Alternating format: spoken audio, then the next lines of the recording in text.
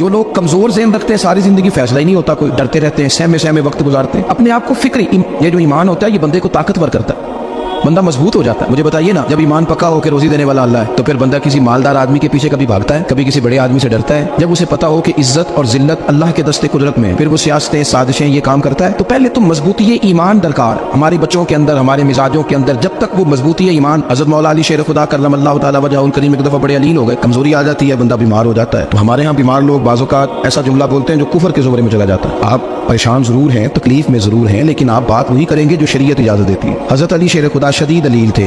एक सहाबी तीमारदारी करने गए तो हज़रत मौला अली का चेहरा देख के परेशान हो गए, कहने लगे आप तो बड़े सख्त अलील है, अल्लाह खैर करे, अल्लाह ताला आपको सेहत दे। तो हज़रत अली कहने लगे तो फिक्र न कर, मुझे इस बीमारी से कुछ भी नहीं होगा। ने कहा क्यों? फरमाने लगे मुझे नबी पाक अलैहिस्सलाम ने फरमाया था अली, उस वक्त दुनिया से जाओगे जब दाढ़ी खून से रंगीन हो जाएगी, तो इसका मतलब है मैं खंजर के वार के साथ शहीद किया जाऊंगा, मैं बीमारी से दुनिया में नहीं जाऊंगा, मैं ये बीमारी से मुझे कुछ भी नहीं होगा, अल्लाह मुझे शिफा दे देगा। चूंकि हुजूर ने फरमाया कि साढ़े नबी दी जुबान साढ़े वास्ते कुरान। तो सबसे पहले तो अपने ईमान के अंदर, तवक्कुल के अंदर मजबूती पैदा करें। मुसलमान देखो ना, नमाज पढ़ने से रोजी में बरकत होती है, तो फिर इसका मतलब ये है कि जब टाइम आए ना नमाज का, तो गाहक जितने मर्जी खड़े हों फिर दुकान बंद करनी चाहिए, फिर नमाज पढ़नी चाहिए, क्योंकि रोजी तो अल्लाह ने देनी है, गाहकों ने तो देनी। तो सबसे पहले जरूरी है मजबूती ईमान, तवक्कुल, अल्लाह की जात पर भरोसा। आप कभी मैदान करबला का पूरा नक्शा अपने सामने रखें ना, दो चीजें हैं, इमाम हुसैन को नजर आ रहा है, अब शहादत हो जाएगी, इतनी बड़ी फौज आई है, खुदा की हिकमत के तकाजे समझ में आ रहे हैं, हालात क्या होंगे समझ आ रही, पर एक लम्हे के लिए भी उनका तवक्कुल कमजोर नहीं हुआ। अपने रब पर जो मजबूत भरोसा है। सैयदा तैयबा ताहिरा हजरत फातिमा ज़हरा रज़ियल्लाहु ताला अन्हा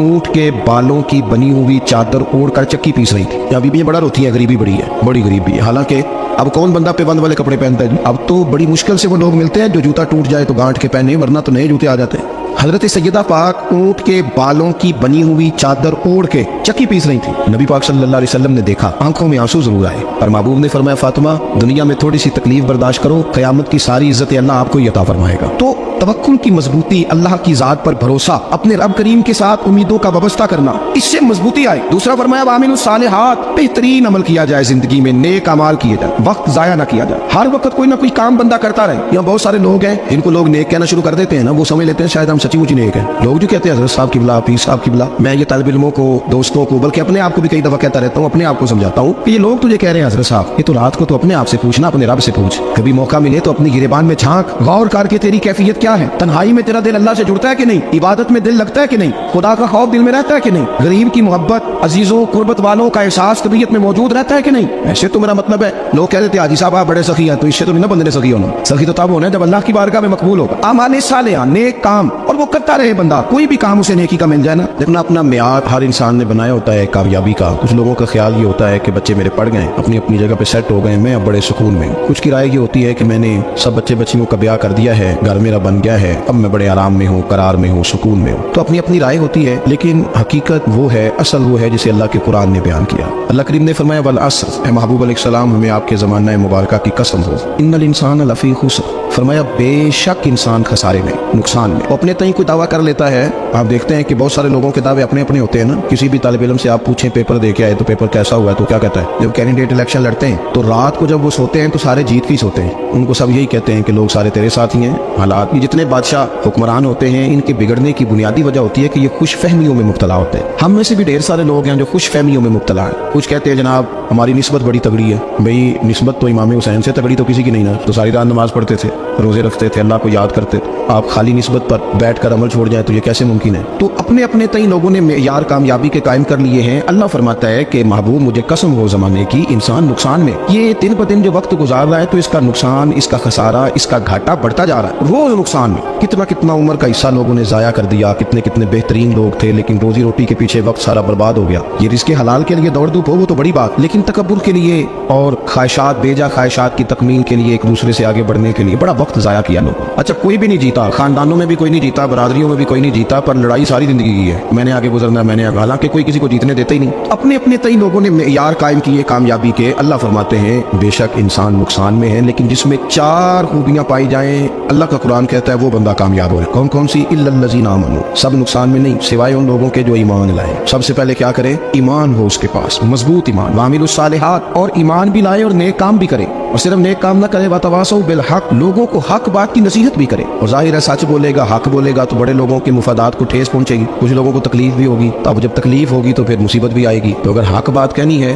تو پھر کیا کرے وتواصوا بالصبر اور ایک دوسرے کو صبر کی بھی وصیت کرے 4 چیزیں پائی جائیں ایمان اعمال صالحہ حق کی نصیحت اس رستے میں آنے والی تکلیف پر صبر اگر یہ 4 چیزیں میسر آتی ہیں تو اللہ کا قرآن کہتا ہے بندہ کامیاب ہے اور اگر یہ 4 چیزیں نہیں تو پھر کو بندہ جتنا مرضی دعویٰ کرے جتنا مرضی شور کرے جتنا مرضی اعلان کرے وہ کامیاب ہو سکتا سب سے پہلے تو اپنا ایمان پکا کرے یہ جو کچی پکی باتیں کرتے ہیں نا لوگ مسلمان جو ہوتا ہے نا مسلمان وہ لوارث نہیں ہوتا وہ وارث والا ہوتا ہے اس کا رب ہر وقت اپنی رحمت سے اس کی حفاظت کرتا ہے مسلمان ہر وقت نبی پاک علیہ السلام کی نگاہ کرم میں رہتا ہے اسے کمزور باتیں نہیں کرنی چاہیے کہ میرے کو پیچھے چڑھ گیا تو پتہ نہیں کیا ہو جائے گا برادری مخالف ہو گئی تو پتہ نہیں کیا ہو جائے گا سچ بول دوں گا تو لوگ پتہ نہیں مجھے مار دیں گے ایسا ہو نہیں سکتا چھری حضرت ابراہیم چلائے بھی نا تو حضرت اسماعیل کے حلق پہ چلنا اس نے تب بھی ہے جب اللہ حکم کرے گا تو اللہ کی حکمت ہوگی حکمت الہی ہوتی ہے تو کوئی کام ہوتا ہے ورنہ ہوتا تو اپنی طبیعت میں مضبوط ایمان توکل اللہ پہ بھروسہ مضبوطی افکار کی کچی باتیں نہیں دیکھو نبی پاک صلی اللہ تعالی علیہ وسلم نے فرمایا نیکی کو کبھی حقیر نہیں سمجھنا کبھی حقارت سے نہیں نیکی کرنی کہ یہ بڑی چھوٹی ہے تو میں اس کو کروں گا فرمایا کبھی حقیر نہ سمجھنا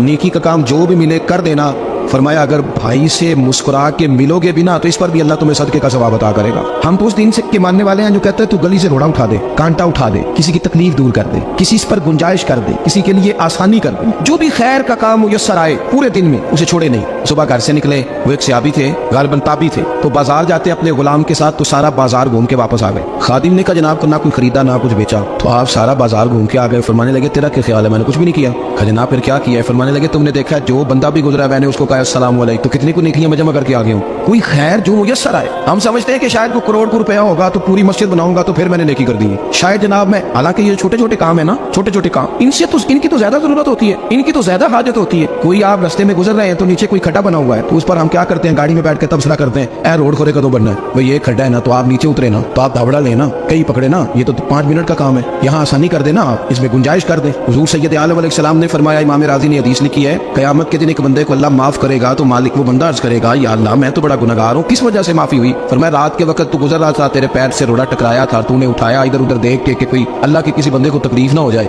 کمالی کو وہ تو میں نے زمانہ بیت گیا کوئی اتنی بڑی بات بھی نہیں سمجھی تو رب کریم نے فرمایا تو رات کے اندھیروں میں بھی میرے بندوں کا خیال رکھتا تھا تو میں تیرا خیال نہ کروں کوئی عمل ہمارے ہاں لوگ کوئی کام نہیں کرتے بالکل نہیں کوئی کام نہیں نہ بڑے نہ چھوٹے نہ سمجھدار نہ ان پڑھ کچھ بھی نہیں نشستن گفتن برخاستن بیٹھو راج کے گپے مارو تبصرے کرو فلانا کچھ نہیں کر رہا فلانا کچھ نہیں کر رہا اس کے بعد اٹھ کے چلے جاؤ کچھ کریں وعملوا الصالحات نیکیاں جمع کریں زندگی میں خزانہ بنائیں خزانہ اپنی ڈیوٹیاں اپنی ذمہ داریاں پوری کریں ہر وقت کام ہر وقت ذمہ داری ہر وقت ڈیوٹی لیکن نا امام حسن اور حسین ان کی آپ کبھی زندگی کا مطالعہ کریں فرض نماز کے علاوہ 100 رکعت نماز نفل روز پڑھنی ہے پتہ کرنا ہے غریب کہاں کہاں ہیں ان کا خیال رکھنا ہے اور میرے پیسے نہیں دینے ہمارے لوگ غریبوں کو پیسے ضرور دیتے ہیں عزت نہیں دیتے ان کو 4 پیسے کی مدد ضرور کر دیتے ہیں پر عزت نفس کا خیال نہیں رکھتے امام زین العابدین رضی اللہ تعالیٰ عنہ فرماتے ہیں گزر رہے تھے آپ دیکھیں نا امام غزالی حدیث لائے ہیں کہ بندہ اور کچھ نہ کرے کسی مومن کا دل راضی کر دے تو اللہ 60 سال کی نفلی عبادت کا ثواب عطا کرتا ہے دل بدستاور کی حج اکبر است از ہزارہ کا یک دل بہتر است کسی کا دل خوش کر دینا اس کو راحت دے دینا اس کو قرار دے دینا اس کے لیے کوئی ایسا سامان کر دینا کہ بندہ مطمئن ہو جائے سکون ہو جائے یہ ہمارے یہاں جو لوگ ہوتے ہیں نا سرکاری ملازمین ڈیوٹیوں والے ان کی طبیعتوں میں تلخی ہوتی ہے یہ اگر صرف پیار کرنے لگ جائے نا سے وابستہ لوگ میرے احباب میں سے ہیں تو میں ان سے کہتا ہوں کہ شفاعت اللہ نے دینی ہے چلو تم دعائی تو آج کے دیا کرو نا تو آنے والے کی بات تو توجہ سے سنو وہ بیچارہ اپنی بات ہمارے بزرگ تھے تو تعویذ لکھا کرتے تھے بڑے عالم تھے مجھے کچھ تھوڑی سی نا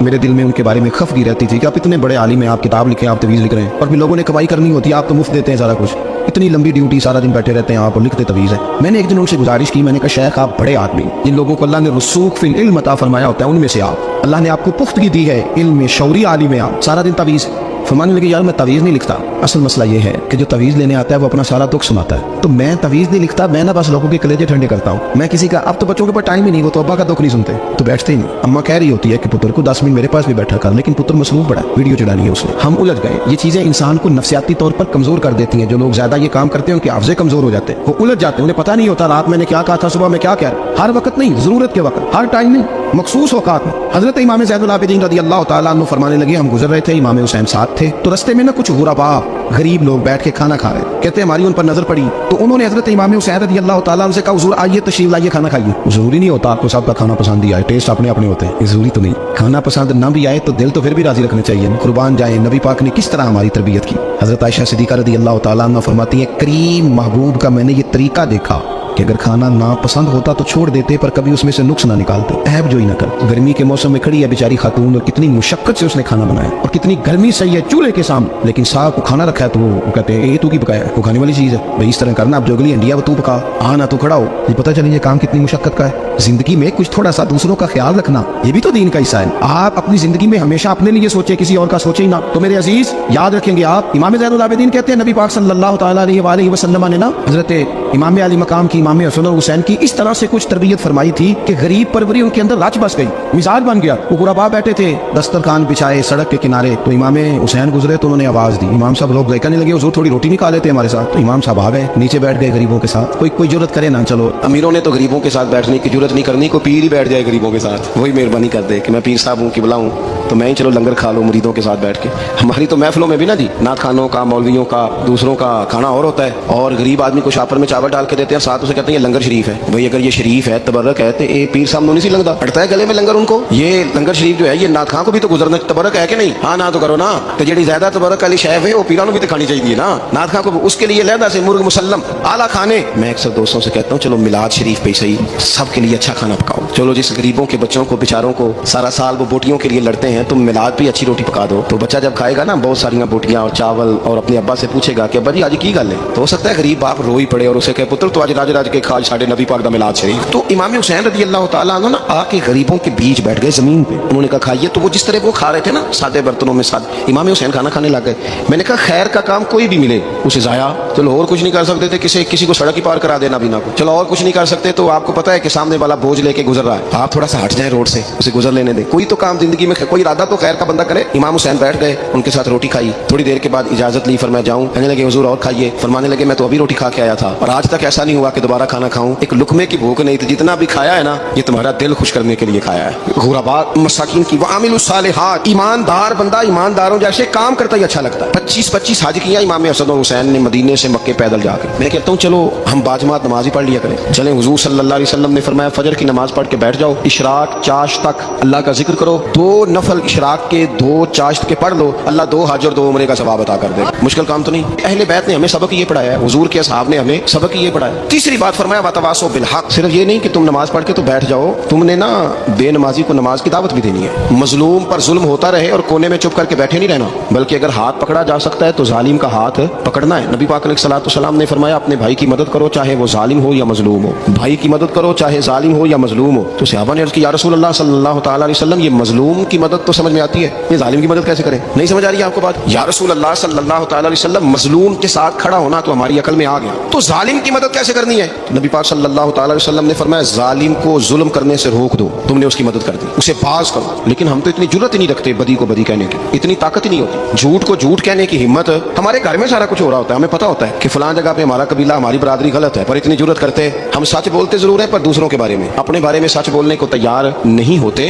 जुर्रत का मुजाहिरा करें, जिंदगी में हक को हक कहना सीखें, गलत को गलत कहना सीखें, झूठ को झूठ कहें, बदी को बदी कहें, सच्चाई का साथ दें हमेशा। हमने जब तक देखो ना जुल्म होता रहे, ज्यादती होती रहे, अपना दरवाजा अंदर से बंद कर लो, पुत्र बाहर ना जाना, क्यों जी बाहर उस पर जुल्म हो रहा है, उनके घर आग लगी है को हमारे घर तो नहीं ना लगी। याद रखना पड़ोसियों की आग ना बुझाओगे तो अपने घर भी आ जाएगी। अगर मजलूम का हाथ नहीं पकड़ोगे तो जालिम दलेर हो जाएगा। और हमारे जितने भी बुजुर्ग गुजरे उन्होंने जालिमों को जालिम कहा। इमाम अहमद बिन हंबल ने जेल काटी, इमाम आजम अबू हनीफा ने जेल काटी। आजकल लोग कहते हैं मौलाना साहब आपने ना जनाब गलत को गलत नहीं कहना, सियासत की बात नहीं करनी, क्यों जी किस लिए नहीं करनी? सियासत तो तदबीर का नाम है। बनु इसराइल में जितनी भी तदबीर होती थी वो सारे अंबिया किया करते थे, क्यों ना बात करें? ये जिन कुर्सियों पे आज तुमने जालिमों जाबिरों को बिठाया, ये कुर्सी तो हज़रत अबू बकर सिद्दीक जैसे लोगों की है, ये तो हज़रत उमर जैसे लोगों की सीट है, हज़रत उस्मान गनी जैसे लोगों का काम है, मौला अली जैसे लोगों का काम। गलत जगहों में गलत लोग बिठा दिए और फिर झूठे को झूठा भी ना कहे, जालिम को जालिम भी ना कहे। हम सेना रकम होंगे कसीदे यजीद के, क्योंकि हम लोग तो हुसैन के सीरत निगार हैं। ये क्या बात हुई? आप सच्ची बात ही ना करें, कलीमा हक कहें, हमेशा खरी बात कहें, सच्ची, गच्चे अपना नुकसान हो,